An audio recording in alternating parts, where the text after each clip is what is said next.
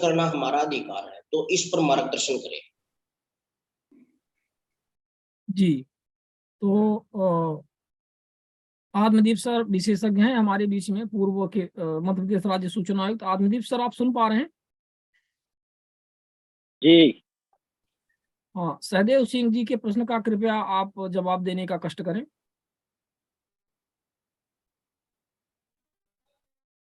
देखिए, हर अधिकार, कोई भी अधिकार जो हमें संविधान में या बाद में किसी भी कानून के द्वारा दिया गया है, वो निर्बंध नहीं है, यानी असीम नहीं है कि उसकी कोई सीमा ना हो।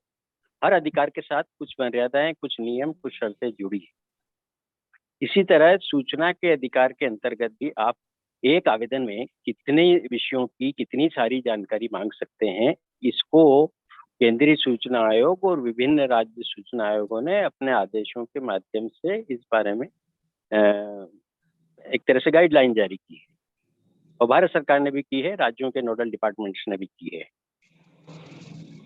तो अगर हमें लगता है कि हम जो जानकारी मांग रहे हैं वो बहुत लंबी चौड़ी हो सकती है, तो उसका सबसे अच्छा तरीका है, क्योंकि उसके लिए फिर आपको अगर शुल्क मांगा गया, मान लीजिए आपकी 5,000 पेज की हुई, तो आपको 10,000 पेज जमा कराने पड़ेंगे। उसमें भी ये प्रश्न आ सकता है कुछ पेजों की फोटोकॉपी स्पष्ट नहीं है, या जो हमने मांगा वो नहीं दिया गया, अनावश्यक कागज भी उसमें जोड़ दिए गए, फिर आप उसको लेके लड़ेंगे। इस सबसे बचने के लिए ये अच्छा है कि अगर हमारी जानकारी, मांगी गई जानकारी विस्तृत है, बहुत सालों की है, बहुत बिंदुओं की है, तो हम निरीक्षण शुल्क देके निरीक्षण कर लें संबंधित फाइल का, और अपनी आरटीआई में लिखें कि हमको इन दस्तावेजों का निरीक्षण कराया जाए, और निरीक्षण के दौरान हम जो पेजों को चिन्हित करें उनकी प्रमाणित प्रतिलिपि दे दी जाए।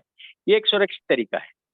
और निरीक्षण का लाभ ये भी है कि उससे जो आपने नहीं चाहा वो भी जानकारियां जो आपके उपयोग की हो सकती है, वो भी आपके ध्यान में आ जाती है। हालांकि ये सही है कि आपने निरीक्षण नहीं मांगा, केवल जानकारी मांगी, तो लोक सूचना अधिकारी के दायित्व को जानकारी दे आपको, या आवेदन को अस्वीकार करने का कारण बताए। अब ये बहुत विस्तृत का आपने प्रश्न उठाया, इसकी कोई भी परिभाषा आरटीआई एक्ट में नहीं की गई है। केवल इस विषय को, इस बिंदु, सूचना आयोग ही अपने आदेशों के जरिए तय करते हैं कि ये जानकारी बहुत बृहद स्वरूप की है या नहीं है। और एक और बात, चूंकि हम सबको पर्यावरण की भी चिंता करना चाहिए, पर्यावरण को जो नुकसान हो रहा है उसके दुष्परिणाम पूरी दुनिया के मानव का सारे देश भुगत रहे हैं, इतनी प्राकृतिक आपदाएं आ रही है। तो इसको ध्यान में रखते हुए हमको आवश्यक और सीमित मात्रा में ही जानकारी मांगने का प्रयास करना चाहिए, क्योंकि कागज पेड़ों के कटने से बनता है। तो आवश्यक मात्रा में मांगे, और एक से अधिक बिंदुओं के न मांगे, एक आवेदन में एक विषय से मांगे, वो सबसे अच्छा तरीका है। और अगर आपको जल्दी जानकारी चाहिए तो 10 रुपए मात्र एक आवेदन के लगते हैं। जितनी छोटी जानकारी मांगेंगे आपको जल्दी मिलेगी, जितनी लंबी, हमने सूचना आयोग में रहते हुए देखा है कि ज्यादातर अपीलें वही आती है जिनमें बृहद स्वरूप की जानकारी मांगी जाती है।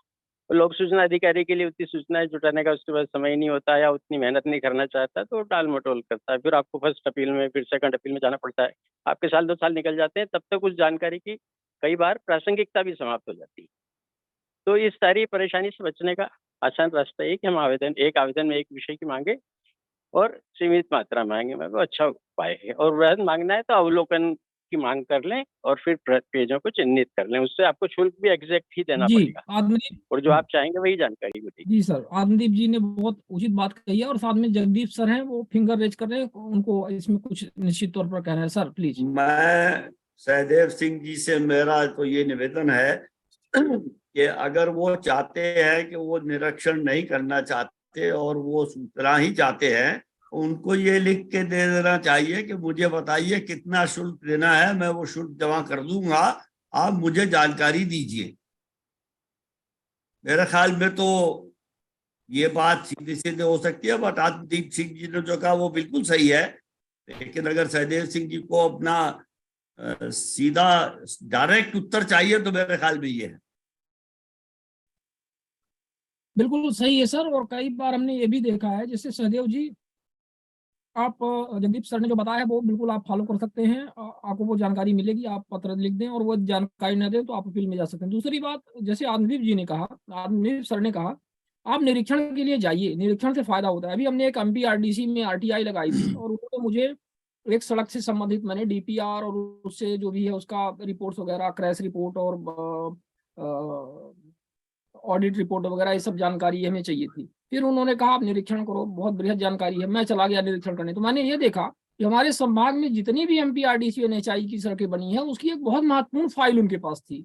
वो थी कुछ रेगुलर उनकी रिपोर्ट्स होती हैं जो जा करके उसके विजिट करते हैं। विजिटिंग रिपोर्ट कुछ ऐसी होती है, इस सड़क पर जाकर के उन्होंने ये देखा, उस सड़क पर जाकर के वहां पे ये देखा, यहाँ पे कमी आई। मैं उसको पलटाने लगा पढ़ने, तो मैं ये देखा कि यार ये तो बहुत काम की चीज है। हम तो सिर्फ एक रोड के चक्कर में परेशान थे, यहाँ तो हमें 20 रोडों की जानकारी मिल रही है और उनमें सब में कमियां दिख रही है। मैंने वो सारी जानकारी उनको बता दी कि भाई ये भी हमें जानकारी चाहिए। तो ऐसे होता है। तो ये हमें लगता है कि ये बहुत अच्छा तरीका है और आपको एडिशनल बहुत सारी इंफॉर्मेशन मिल जाती है जहाँ पे घोटाला और ऐसी चीजें छुपी हुई होती है। हाँ, थोड़ा आप लोग उसमें ध्यान जरूर रखा करें कि जब आप निरीक्षण करने के लिए जाएं तो अपनी व्यवस्थाएं करके जाएं और कुछ थोड़ा सा और भी लोगों को साथ में लेकर के जाएं, ताकि कोई यदि अनवांटेड ऐसी कोई हरकत भी होती है, कभी कभी होता है, विभिन्न प्रकार से विभागों का कुछ कहा नहीं जाता, तो उसमें भी थोड़ा सा आपको सिक्योरिटी के तौर पे रहेगा। कार्यक्रम में अभी आगे बढ़े और प्रवीण सर और कुछ प्रश्न है क्या टॉपिक से रिलेटेड? क्योंकि अपन क्या है कि यहाँ पे RTI से ही रिलेटेड ज्यादा लोग क्वेश्चन करेंगे हमें लग रहा है, क्योंकि RTI पार्टिसिपेंट्स ज्यादा रहते हैं। तो यदि ऐसे कुछ प्रश्न हैं जो छूटे जा रहे हैं जो हमारे इस आज के मेन टॉपिक से संबंधित है, तो प्लीज किसी से पूछ लीजिए यदि कोई मेन मैं विषय तो जो हमारा रिक्वेस्ट कर था। रहा हूँ बार बार हमारे पार्टिसिपेंट से। नरेश कुमार जी हैं, इन्होंने भी हैंड रेज किया। नरेश कुमार जी, क्या कहना चाह रहे हैं आप? सर नमस्कार सर। हाँ जी सर मैं नमस्कार। ये जानना चाहता है कि अभी सर ने बात की थी कंट्रोलर ऑफ ऑडिटर जनरल, ठीक है? हाँ, तो इसका जो सारी सरकारी संस्था होती है, ठीक है, तो कंट्रोल ऑफ जनरल ऑडिटर का क्या रोल होता है, क्या कंट्रोल होता है इन संस्थाओं के ऊपर, किस तरह का? ठीक है जगदीप सर, CAG का ये कार्य समझना चाह रहे हैं, हालांकि इनको इसका मिल जाएगा वैसे गूगल में करने से, लेकिन CAG को तो आप गूगल करके पता कर लीजिए, क्योंकि बहुत लंबी चौड़ी बात है, वो यहाँ बतानी मुश्किल होगी। थोड़ा शॉर्ट में करके बता दे सर, मेन जो चीजें हैं। देखिए सर, CAG का काम है केंद्र सरकार के जो खर्चे होते हैं उनमें से किसी भी खर्चे को लेके वो जांच कर सकते हैं कि ये खर्चा ठीक तरीके से हुआ, इसकी अप्रूवल ठीक थी, इसमें जो खर्चा हुआ उसमें टेंडर ठीक से दिए गए, लोएस्ट कोटेशन ली गई, कोई धांधलेबाजी तो नहीं हुई, उसके सारे वाउचर वो चेक कर सकते हैं। और उनकी एक साल में रिपोर्ट उनको देनी होती है, वो संसद के पटल पे रखी जानी चाहिए।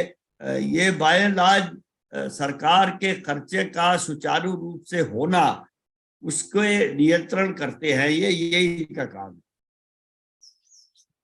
तो सर इसकी अगर कोई कंप्लेंट करनी है तो इसको कंप्लेंट कर सकते हैं? किसी ने मतलब गलत तरीके से बिल वाउचर बना रखे हैं तो इसके निरीक्षण के लिए आप इनको इसके थ्रू इंफॉर्मेशन मांगिए ना, कंप्लेंट क्यों करते हैं आप?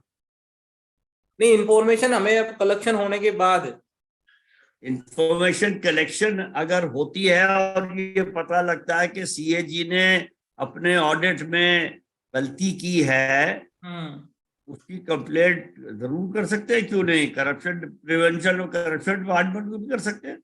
सर एक्चुअली यहाँ पर थोड़ा सा हम रिक्वेस्ट करना चाहेंगे, इनका नरेश जी लोगों का सिंपल से प्रश्न है कि जैसे इन्होंने किसी नगर पालिका या नगर परिषद या पंचायतों की इस तरह से बिल वाउचर इन्होंने निकाला, उसमें गड़ी, तो वो तो कभी CAG यहाँ पे ऑडिट सर करने नहीं आता, बड़े बड़े कामों की वो ऑडिट करता है।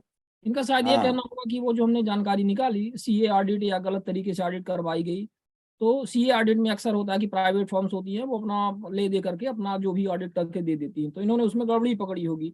तो यदि आपने गड़बड़ी नरेश जी पकड़ ली है तो उसकी आप कंप्लेन कर सकते हो, उसकी ऑडिट करवाने की जरूरत नहीं, क्योंकि वो गड़बड़ी तो सामने आ ही जाएगी।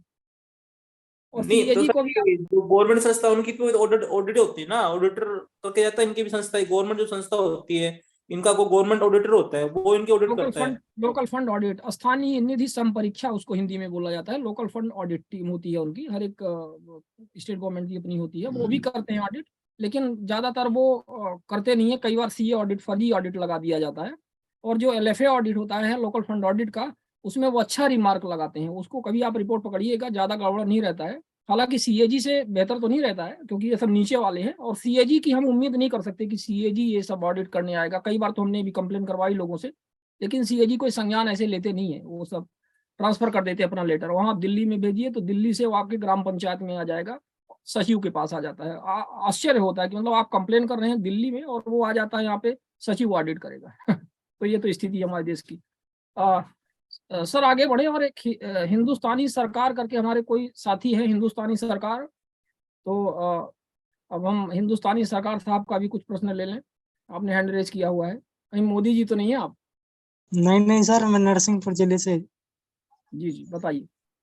जैसे सर अपन आरटीआई कार्यकर्ता है और सरकार झूठे मुकदमों में फंसा देती है हमको, उस स्थिति में क्या करना चाहिए? उस स्थिति में तो मुकदमा लड़ना ही पड़ेगा, उसका और कोई इलाज तो है नहीं सर। तो सर आप उनके अपने आप को निर्दोष सिद्ध करिए, क्या करेंगे, तो दुर्भाग्य है। नहीं, मुकदमा लड़ना पड़ेगा, दुर्भाग्य तो है, लेकिन हाँ सर, और के निर्दोष वो से अपने आप को- आरोप को झूठा साबित करना पड़ेगा अदालत में। तो सर अपन बहुत छोटे स्तर पर रह रहे हैं, पर उतना ऊपर नहीं जा पाएंगे, फिर उस स्थिति में क्या कर सकते हैं? यानी जब मुकदमा आपके ऊपर दायर हुआ है तो आपको मुकदमे में अपनी जो आपको कहना है वो अदालत में कहना होगा और मुकदमे को झूठा साबित करना होगा, और तो कोई तरीका है नहीं सर। जी जी ठीक है सर, थैंक अदालत यू। तो एक ही तरीके से काम करती है। जी इसमें एक चीज कहूंगा, जो हिंदुस्तानी सरकार, आप बहुत छोटे हैं, तो छोटे का मतलब क्या बताएंगे उसको? हिंदुस्तानी सरकार, जी सर, जी सर। जैसे आपकी अपन सरकार कितनी छोटी है, बड़ी है, क्या है, छोटे का मतलब क्या है? जैसे अपन निम्न वर्ग से बिलोंग करते हैं, मान के ओके, चलिए। That's one. आपको देखिए, हेल्पलाइन है, जी नंबर लिख लीजिए 15100। 1 मिनट सर। पुलिस के आगे 15 लगा दो, हो गया काम खत्म। जी जी कागज कलम की जरूरत नहीं है, 15 पुलिस के आगे लगा दो, 15 100। जी सर। दलित, आदिवासी, महिला और जिनकी इनकम शायद 2.5 लाख या 3 लाख ऐसे कुछ है, उससे कम हो, उनको कानूनी सहाय, इनको आपको पैरालीगल वॉलेंटियर भी मिलेगा, वकील भी मिलेगा, 1 पैसा आपका खर्चा नहीं होगा। जी सर, थैंक यू। ठीक है, जी सर। लगाइए, और आप इसकी जानकारी और लोगों को भी दीजिए, मुकदमे से जी। डरिए मत। और कुछ दिक्कत हो तो शिवानंद भाई से बात कीजिएगा, हम लोग चर्चा करेंगे आगे। ठीक है, मैं इनको बिल्कुल जो भी हमारे पास असिस्टेंस उपलब्ध है इनको मैं फिर आपकी तरफ वो करूंगा, क्योंकि आपके पास ज्यादा बेहतर मैकेनिज्म, स्किल, लीगल टीम आपके पास है प्रवीण जी, और निश्चित तौर पर इनकी पूरी मदद होगी। आप मेरे इसी का जो जूम आईडी और पासकोड है, ये हमारा मोबाइल नंबर है, कृपया इसी पर आप व्हाट्सएप करिएगा, व्हाट्सएप नंबर भी है। तो हमें लगता है कि सर 1:30 बज गए हैं, और क्वेश्चन आंसर का तो सेशन कभी खत्म नहीं होगा, नाउ हमें वी लगता है शुड कि क्लोज, या और हमें लगता है कि जगदीप सर ने भी अच्छा खासा समय दिया, लगभग 2 घंटे से के आसपास हो रहा है, तो उनको भी हम लोग अब यहाँ से विदा करें और कार्यक्रम को भी संपन्न करें, जैसी आपकी इच्छा हो। Praveen sir please. बंद करना चाहिए। जगदीप साहब भी हैं, अभी गेस्ट है, 1:30 बज गया है। सर बहुत अच्छा लगा आप हमारे बीच में आए जगदीप सर, और सुनने का आपको अवसर मिला, और पुनः हमें उम्मीद है कि हम लोग जल्दी प्रवीण सर कुछ नया कार्यक्रम इस तरह से रखेंगे, और निश्चित तौर पे हम एक बार पुनः रूबरू होंगे। और हालांकि यही टॉपिक ही बहुत बड़ा है, और इसके विषय में ही बहुत कुछ अभी डिस्कशन किया जाना है। यहाँ पे थोड़ा सा डॉग्स भी हैं जो ज़्यादा परेशान कर रहे हैं, तो नॉइज भी आप लोगों की तरफ आ रही होगी, तो सॉरी उसके लिए। ये नरेश तो ठीक कुमार है। जी आखिरी बात कहना चाहते हैं कुछ? अच्छा, नरेश कुमार जी आखिरी बात कहना चाह रहे हैं, सर प्लीज। हाँ, कि अगर किसी व्यक्ति के खिलाफ एफआईआर दर्ज होती है, ठीक है, और उसके पास लिमिटेड प्रूफ है कि मैं इनोसेंट हूँ, ठीक है, तो मैं कहता हूँ कि जो डिस्ट्रिक्ट कोर्ट होती है, सिविल कोर्ट होती है, कि वो उसकी प्रोसीजर में नहीं जाए कि मैं अपने आप को उसमें निर्दोष साबित करूं, क्योंकि उसमें आप निर्दोष साबित करोगे तो पहले तो आपको स्टार्टिंग में क्या काम करेगा, कोर्ट आपको एफआईआर को देखेगा नहीं, आपको महीने 2 महीने के लिए आपको जेल में भेज देगा, फिर आपकी जमानत होगी, फिर जमानत होने के बाद ट्रायल चलेगी, 1 साल 2 साल 3 साल, तो 3 साल बाद अगर आप उसमें इनोसेंट पाए जाते हैं तो कोर्ट आपको एक्विटल कर देगी, तो आपका 3 साल का तो समय खराब होगा, आपका हरासमेंट हो गया, और आप निर्दोष हो गए, तो उससे आपको साबित क्या हुआ?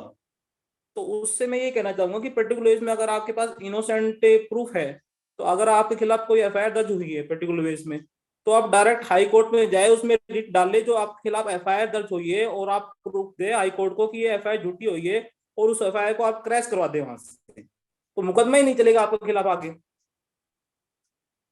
हाँ ठीक है, आपका सुझाव बहुत अच्छा है और क्वेश FIR क्वेश करवाने के लिए जो आपने प्रक्रिया बताई है ठीक है, तो इनका आप फॉलो कर सकते हैं हिंदुस्तानी सरकार जी। और आप जो कोई और दिक्कत हो तो फिर आप मैसेज करें, तो जो भी लीगल आपको असिस्टेंस है वो उपलब्ध करवाई जाएगी। तो एक बार पुनः सभी का हम धन्यवाद देंगे, सभी पार्टिसिपेंट्स का विशेष तौर पे, क्योंकि वक्ता तभी होते हैं जब पार्टिसिपेंट्स होते हैं। तो हमें लगता है कि एक लोकतांत्रिक प्रक्रिया में, डेमोक्रेटिक सिस्टम में श्रोताओं का उतना ही महत्व है जितना वक्ताओं का है। तो आप सभी का बहुत बहुत धन्यवाद जो आप यहाँ पर पधारे। और एक बार पुनः मैं यहाँ पर माननीय श्री जगदीप छोकर जी का बहुत बहुत आभार और धन्यवाद प्रकट करता हूँ आप सबकी तरफ से, और हमारे बीच में वो आए। और उम्मीद करेंगे सर कि आप दोबारा हमारे बीच में आकर के अपना ज्ञान हमें दें और हम लोग कुछ उससे सीखें। जब कहेंगे मैं आ जाऊंगा, कोई दिक्कत नहीं सर प्लीज। तो आत्मदीप सर हमारे बीच में मध्य प्रदेश के राज्य सूचना आयुक्त, पूर्व मध्य प्रदेश राज्य सूचना आयुक्त हमारे बीच में पधारे। वो इस कार्यक्रम में RTI से संबंधित हमेशा ही प्रारंभ से वो जुड़े रहे हैं, और RTI के विशेषज्ञ के तौर पे वो अपनी जो भी जानकारियां हैं अपने वो सब हम लोगों को देते रहते हैं, हम लोग उससे लाभान्वित होते रहते हैं। माननीय प्रवीण जी कार्यक्रम में, उनकी वजह से ये कार्यक्रम आज हम लोग उपस्थित है, यहाँ पर सुन पा रहे हैं। इतना अच्छी जानकारी हमने प्राप्त की, और उन्होंने इसमें संपर्क किया हमारे माननीय अतिथिगणों से, और वो भी हमारे बीच में आए एज एक्सपर्ट, और उन्होंने बहुत एज सोशल वर्कर के तौर पे महत्वपूर्ण कार्य किए हैं जो हमने कई बार आप लोगों को बताए हैं। उनका बहुत बहुत धन्यवाद देंगे। वेंकट रामन जी जो हमारे बीच में